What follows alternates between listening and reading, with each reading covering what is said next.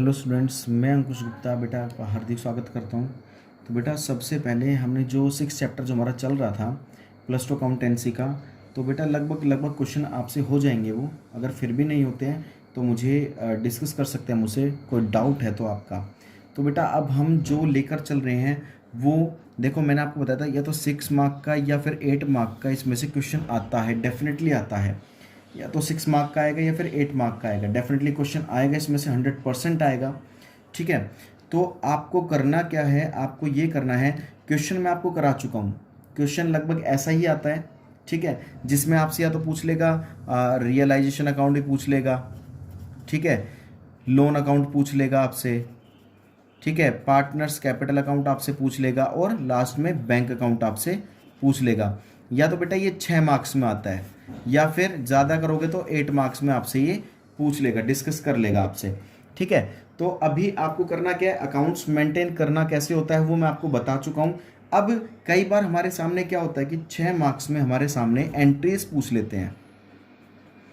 देखो हर बार बेटा ये श्योर नहीं है कि आपसे अकाउंट ही मेंटेन करवाए, वो 6 मार्क्स की आपसे एंट्री भी पूछ सकता है या 8 मार्क्स की आपसे एंट्रीज भी पूछ सकता है। तो जिसको बेटा अकाउंट्स अच्छे से मेंटेन करना आ गया, अकाउंट्स अच्छे से समझ में आ गया, तो उसके लिए ये भी ज़्यादा बड़ी प्रॉब्लम नहीं है। एंट्रीज कैसे करते हैं मैं आपको बेटा +1 में बता चुका था। एंट्री किस तरीके से इफेक्ट लेना होता है हमें, कि जो एंट्री में डेबिट है वो क्रेडिट हो जाएगी, जो क्रेडिट है वो डेबिट हो जाएगी। फॉर एग्जाम्पल मैं आपके सामने लेकर चलता हूँ बेटा, ये हमने रियलाइजेशन अकाउंट ले लिया। यहाँ पर जैसे हम पहले बनाते रियलाइजेशन अकाउंट, तो बेटा डेबिट साइड होती है, ये क्रेडिट साइड होती है। तो मान लीजिए यहाँ पर कोई भी ट्रांजैक्शन, हमारी कोई भी ट्रांजैक्शन है 2 से लेकर 2 ये, ठीक है, कुछ भी हो सकती है, और यहाँ पर हम बाय से लेकर चलते हैं। ठीक है, तो हमने मान लीजिए रियलाइजेशन अकाउंट में कुछ भी ट्रांजैक्शन रिकॉर्ड कर लिए, जिसको अकाउंट्स मेंटेन करने आ गए उसके लिए एंट्री कुछ भी नहीं है। तो अब मान लीजिए आपको अकाउंट्स मेंटेन करने आ गए हैं, अब आपको एंट्रीज बनानी है। एंट्रीज कैसे बनाओगे आप, कि सबसे पहले आपको देखना क्या है कि भाई रियलाइजेशन अकाउंट है ये, ठीक है, तो बेटा रियलाइजेशन अकाउंट ये क्या है, डेबिट है, ये डेबिट है। मान लीजिए यहाँ पर स्टॉक है, तो एंट्री क्या बना देंगे, realisation account debit to stock account.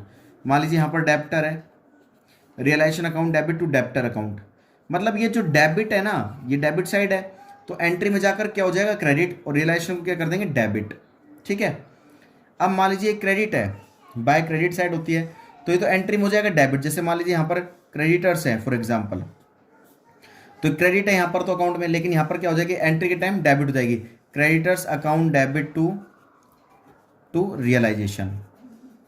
समझ गए, मतलब कहने का मतलब क्या, अपोजिट करना है हमें, चाहे फिर वो रियलाइजेशन अकाउंट का हो, चाहे फिर वो बेटा पार्टनर्स कैपिटल अकाउंट का हो, चाहे फिर वो पार्टनर्स लोन अकाउंट का हो, और चाहे फिर वो बैंक अकाउंट का हो। बस आपको अगर अकाउंट मेंटेन करने आते हैं तो मेरे हिसाब से एंट्रीज बिल्कुल भी प्रॉब्लम क्रिएट नहीं करेगी। हाँ बेटा एक बात बता देता हूँ, जिस ट्रांजैक्शन में ये वर्ड आ जाए फुल सेटलमेंट, जहां पर ये वर्ड दिख जाए, जिस भी एंट्री में, जिस भी एडजस्टमेंट में अगर ये फुल सेटलमेंट वर्ड आ जाता है, बेटा इसकी कोई एंट्री नहीं होती और ये कहीं पर भी रिकॉर्ड भी नहीं होती, ना ही रियलाइजेशन अकाउंट में, ना ही पार्टनर्स लोन अकाउंट में, ना ही हमारे पार्टनर्स कैपिटल अकाउंट में, ना ही बैंक या फिर कैश अकाउंट में। जहां पर वर्ड क्या आ जाए, क्या बताया मैंने आपको, जहां पर वर्ड क्या आ जाए, फुल सेटलमेंट का जहां पर भी टॉपिक आ जाए, उसकी बेटा कोई भी एंट्री नहीं होती है, इतना ध्यान रखना। कई बार पता है बेटा बच्चे सीबीएसई बोर्ड का जब एग्जाम देते हैं तो क्या गलती कर देते हैं, जैसे आपके पास 6 मार्क्स में एंट्री पूछ ली, ठीक है, आपके पास 6 एंट्री आ गई, 1 2 3 4 5 और 6, ये एंट्रीज आ गई। मान लो यहाँ पर कोई भी ट्रांजेक्शन आपको दे दी, ठीक है, कई बच्चे गड़बड़ी क्या करते हैं, मान लीजिए थर्ड ट्रांजेक्शन में किसका नाम आ गया, फुल सेटलमेंट का नाम आ गया, तो बच्चे पता है बेटा उस एंट्री को करके ही नहीं आते, उसको छोड़ देते हैं, एज ए फ्री हैंड बिल्कुल छोड़ देते हैं, उसको करते ही नहीं है। फर्स्ट कर देंगे, सेकंड कर देंगे, फोर्थ कर देंगे, फिफ्थ कर देंगे, सिक्स्थ कर देंगे, थर्ड को करते ही नहीं है, तो उसके बेटा मार्क्स आपको नहीं मिलेंगे।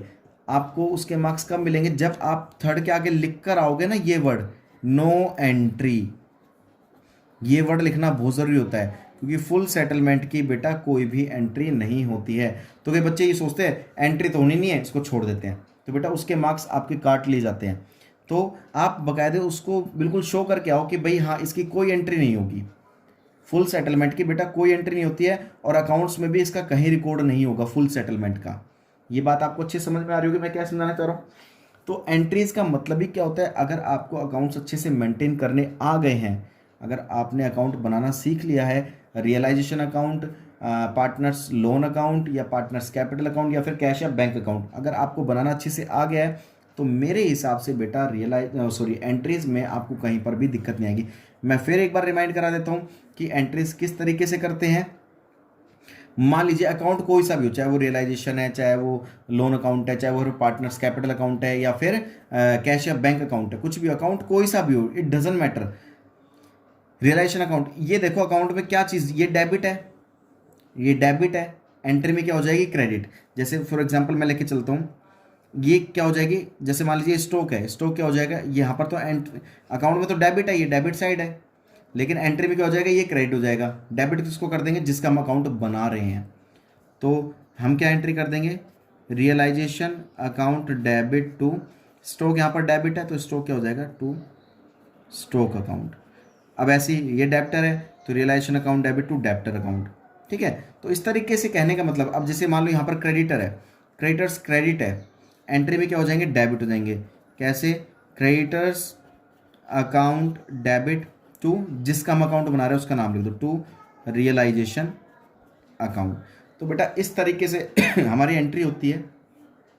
बट हमेशा ध्यान रखना, मैं फिर बता देता हूँ, फुल सेटलमेंट जहाँ पर वर्ड आ जाता है उसकी बेटा कोई एंट्री नहीं होती है, और किसी भी जगह हम उसको, किसी भी अकाउंट में हम उसका रिकॉर्ड नहीं करते हैं।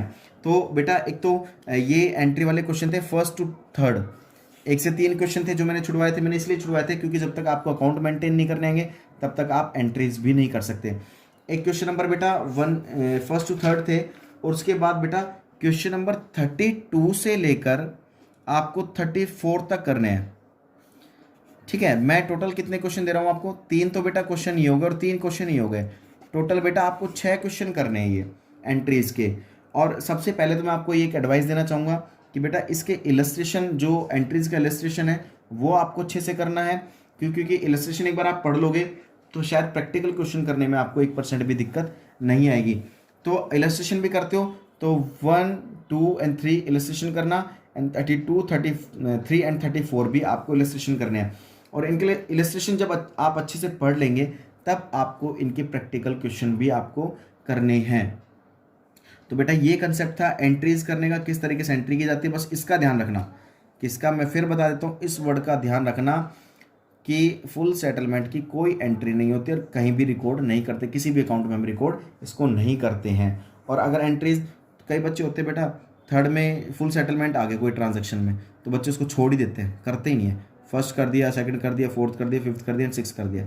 तो बेटा मैं फिर बताना चाहूँगा कि आपको साफ साफ एग्ज़ाम में भी मेंशन करना होगा कि थर्ड ट्रांजैक्शन की नो एंट्री, यहाँ पर लिखोगे नो एंट्री। फर्स्ट की एंट्री कर दी, सेकंड की एंट्री कर दी, थर्ड को भी लिखो। कई बच्चे लिखते नहीं है जी यहाँ तो कोई एंट्री नहीं होनी, इसको छोड़ दो, उसको लिख कर आना पड़ता है नो एंट्री। तो इस वजह से बेटा मार्क्स भी हमारे डिडक्ट हो जाते हैं, तो ध्यान रखना इस चीज़ का। तो बेटा ये क्वेश्चन करने हैं, फिर इस चैप्टर को हम एक और वीडियो लेकर इसको बिल्कुल ख़त्म कर देंगे।